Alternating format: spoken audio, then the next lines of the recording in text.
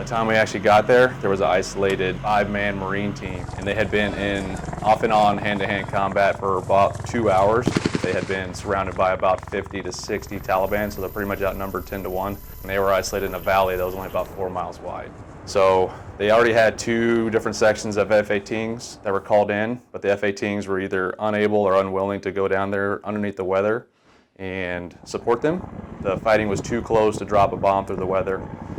So flight lead and I, we made a decision that looking at our map, we could kind of tell exactly which way the valley was oriented.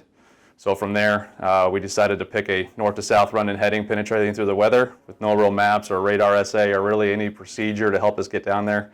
We just kind of picked our best access to get down there and hope for the best. And this was also happening at twilight, so this also made it pretty difficult as well. But we did both make it down there. And then once we got underneath the weather, there was more of a firefight than I had ever really expected to see in Afghanistan. There's about 4 different isolated machine gun nests and a lot of small arms fire in support of those machine gun nests, all pointed on a singularity of where the friendlies were.